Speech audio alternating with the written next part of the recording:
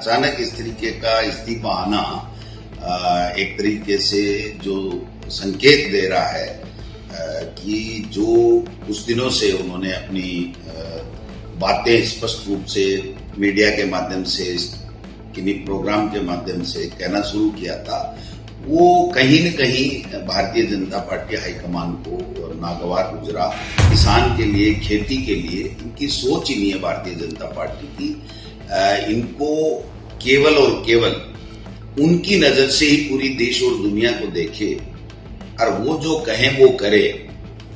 मैं समझता हूं कि वो धनखड़ साहब नहीं कर पाए, जो इस्तीफा हुआ है। मैं समझता हूं कि ये काफी कुछ से कलैयां खोलेगा और नई बीजेपी बन रही है जिसमें हम दो हमारे दो, इसके अलावा कोई नहीं। अपना विवेक अगर किसी ने इस्तेमाल कर लिया तो उसको अंजाम भुगतना पड़ेगा।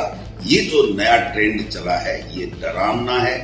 ये लोकतंत्र के लिए, देश के लिए, संविधान के लिए, सबके लिए खतरा है। इसलिए जब परतें खुलेंगी तो मैं समझता हूं कि सारी चीजें स्पष्ट होंगी कि जब धनखड़ साहब ने ये बोला कि विपक्ष दुश्मन नहीं होता है और उसको सहजता से लेना चाहिए, उसका सम्मान करना चाहिए। अगर विपक्ष कुछ भी नहीं है, हम ही हैं, हम कहें सो सही, तो ये तो घमंड है।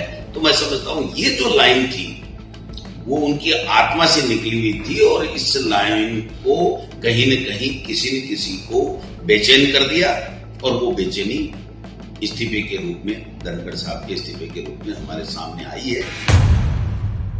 ये हमारे उपराष्ट्रपति माननीय धनखड़ साहब का इस्तीफा हमारे सबके लिए बहुत ही चौंकाने वाला भी है और विश्वास नहीं हो रहा है कि माननीय धनखड़ साहब स्वास्थ्य कारणों से इस्तीफा दे रहे हैं।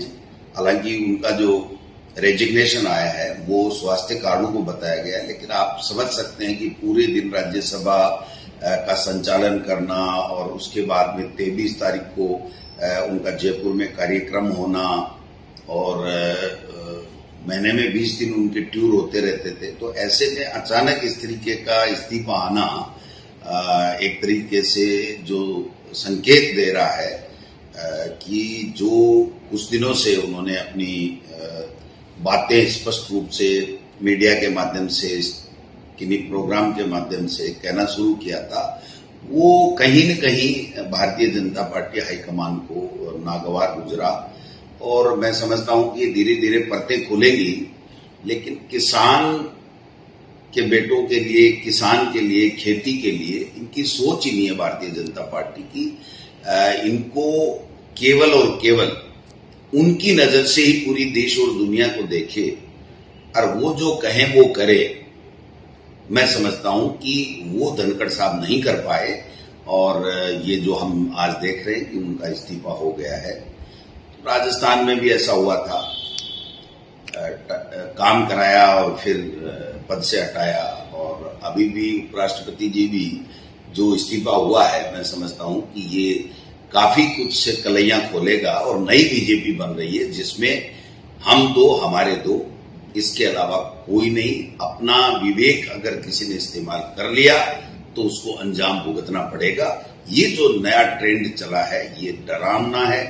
ये लोकतंत्र के लिए, देश के लिए, संविधान के लिए, सबके लिए खतरा है। इसलिए जब परतें खुलेंगी तो मैं समझता हूं कि सारी चीजें स्पष्ट होंगी। लेकिन ये एम्स का बुलेटिन नहीं है, एम्स हॉस्पिटल का कोई बुलेटिन नहीं है कि धनखड़ साहब अब एक दिन भी कुर्सी पे नहीं बैठ पाएंगे, बोल नहीं पाएंगे। ये उनका जो दर्द है वो एक शालीनता के साथ में उन्होंने अपने रेजिग्नेशन में लिखा है, लेकिन ये हमें सोचने को मजबूर करेगा पूरे देश के लोगों को कि जब धनखड़ साहब ने ये बोला कि विपक्ष दुश्मन नहीं होता है और उसको सहजता से लेना चाहिए, उसका सम्मान करना चाहिए। अगर विपक्ष कुछ भी नहीं है, हम ही हैं, हम कहें सो सही, तो ये तो घमंड है। तो मैं समझता हूं ये जो लाइन थी वो उनकी आत्मा से निकली हुई थी और इस लाइन को कहीं न कहीं किसी न किसी को बेचैन कर दिया और वो बेचैनी इस्तीफे के रूप में, धनखड़ साहब के इस्तीफे के रूप में हमारे सामने आई है। देखते हैं इसमें क्या है क्या नहीं है, ये सब चीजें आ जाएंगी। लेकिन मैं ये कहना चाहता हूं किसान और किसान के बेटे जो भारतीय जनता पार्टी में संघर्ष कर रहे हैं उनका वहां पर कोई स्थान नहीं है। केवल और केवल यूज एंड थ्रो जो काम है वो देश में चल रहा है भारतीय जनता पार्टी की तरफ से। ये किसान परिवारों के लिए ठीक नहीं है, किसान कम्युनिटी के लिए, वर्ग के लिए ठीक नहीं है।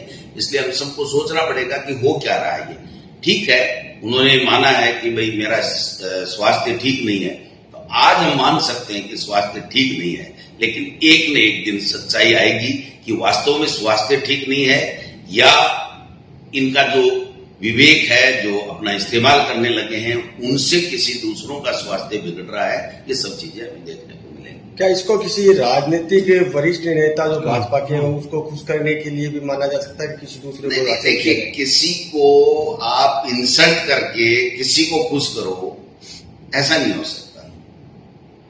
मेरा ऐसा मानना है कि देश में सत्ता में तीसरी बार बीजेपी है, तो उनको इस तरीके से किसी को खुश करने के लिए किसी को इंसल्ट करे, ये बात नहीं है। बात और कोई बड़ी है जो धीरे धीरे सामने आएगी, तब पता चलेगा।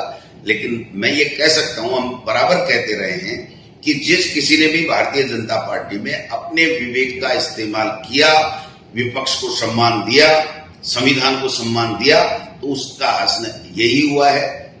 मैं समझता हूं कि आगे नई बीजेपी पनप रही है जो देश के लिए डरावनी है।